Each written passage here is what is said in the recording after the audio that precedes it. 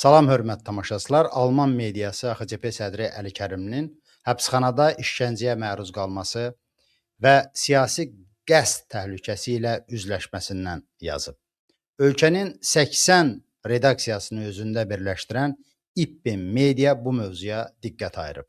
Yazını Almaniyanın dünyaca məşhur nəşrlərindən olan Frankfurter Rundschau qəzetinin redaksiyasında təqdim edirik. Almaniya və Avropa İttifaqı Azərbaycanla iqtisadi əməkdaşlığını davam etdirir. Lakin Azərbaycan hakimiyyətinin Bakıdakı fəaliyyəti narahatlıq doğurur.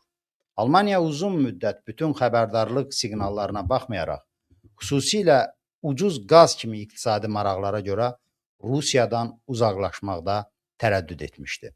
Azərbaycanla münasibətlərdə də müəyyən oxşarlıqların olduğunu demək olar.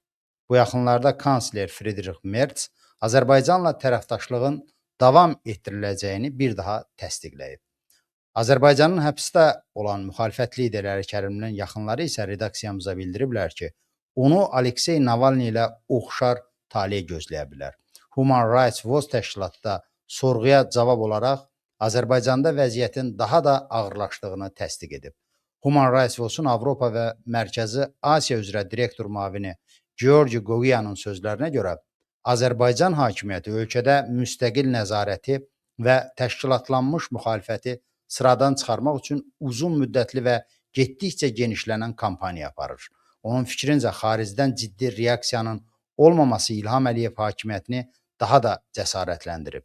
Jurnalistlərə və müxalifət nümayəndələrinə qarşı qeyri-adi dərəcədə sərt cəzalar tətbiq etməklə hökumət digərlərinə də xəbərdarlıq etmək istəyir. Bu baxımdan Əli Kərimli diqqət çəkən nümunələrdən biridir. Baxmayaraq ki, onun işi üzrə məhkəmə prosesi başlamayıb. Azərbaycan Xalq Cəbhəsi Partiyasının sədri 2025-ci ilin sonundan etibarən dövlət çevrilişinə cəhd ittihamı ilə istintaq tədrisxanasında saxlanılır. Bir neçə həftə əvvəl Əli Kərimli redaksiyamıza yazılı müsahibəsində həbsdə ona qarşı psixoloji təzyiqlər göstərildiyini bildirmişdi. O, psixi problemləri olduğu iddia edilən bir məhbusla eyni kameraya yerləşdirildiyini demişdi. Onun komandasının məlumatına görə vəziyyət son vaxtlar daha da ağırlaşıb. X sosial şəbəkəsində yayımlanan məlumata əsasən Kərimlinin kamerasının qarşısında telefon hər 15 dəqiqədən bir bütün gecə boyu zəng çalır, binanın həyətində aparılan təmir işləri isə gündüz də yatmağa ona imkan vermir. Bildirilir ki, 2 həftədir kameradan zibil çıxarılmır, 3 həftədir sanitar qovşaq təmizlənmir, elektrik olmadığı üçün yayın istisində ventilyator işlətmək mümkün deyil. Vəkillərin gətirdiyi sənədlər, qəzetlər və ailəsinin göndərdiyi ərzaq bağlamaları ona çatdırılmır. Əli Kərimlinin yaxınları bildirir. Təəssüf ki, vəziyyət dramatik şəkildə pisləşib və artıq humanitar böhran kimi qiymətləndirilə bilər. Bizim qiymətləndirilməmizə görə Vladimir Putinin dövründə Aleksey Navalny'nin məhv edilməsində istifadə edilən metodlara bənzər üsullar burada da tətbiq olunur. Human Rights Watch-un nümayəndəsi Georgi Gogia xəbərdarlıq edib ki, Azərbaycanda hakimiyyəti məsuliyyətə cəlb edə biləcək bütün təbəqələr artıq hədəfə alınıb. Müstəqil jurnalistlər, müxalif siyasətçilər, insan hüquqları müdafiəçiləri, fəallar və getdikcə daha çox xaricdə yaşayan tənqidçilər. Son dövrlərdə xüsusilə jurnalistlərin təzyiq altında olduğu bildirilir. Sərhədsiz Reportyorlar Təşkilatı da redaksiyamıza bu barədə xəbərdarlıq edib. Azərbaycan mətbuat azadlığı reytinqində 180 ölkə arasında 171-ci yerdə qərarlaşıb. Gogiyanın sözlərinə görə hakimiyyət müxalifətə qarşı da geniş miqyaslı hücum həyata keçirir.